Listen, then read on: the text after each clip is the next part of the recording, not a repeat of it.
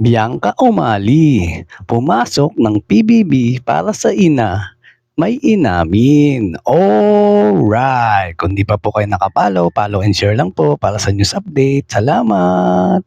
Aminado ang kapuso actress na si Bianca Umali na may mas malalim pang dahilan ang kanyang pagpasok sa loob ng Pinoy Big Brother house. Kasabay ng pag-welcome sa kanya ni Kuya bilang isang house guest, isang bagay ang inamin niya sa kanyang agenda sa pagpasok sa pinakasikat na bahay sa Pilipinas. Sa totoo lang kuya, may confession po ako sa inyo. Hindi po ako pumasok sa loob ng bahay para po sa sarili ko.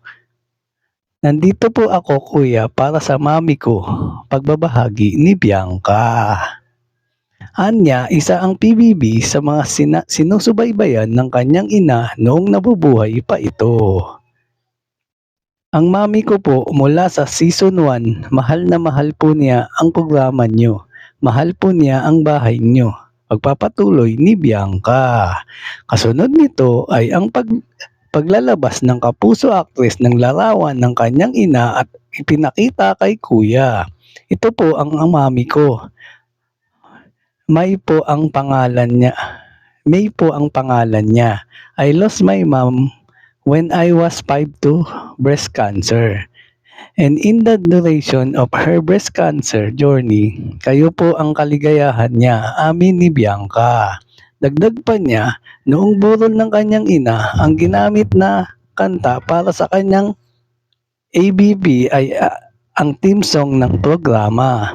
Gusto ko din po iparating sa inyo, kuya, na nang wake po ng mami ko, sa sobrang mahal po niya yung show nyo at alam po ng mga tao yun.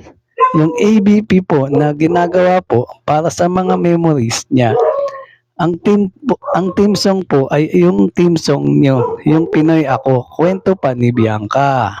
Kaya naman labis ang excitement ng dalaga sa kanyang pagpasok dahil ang kanyang pagpasok ay para sa pagbibigay pugay sa ina.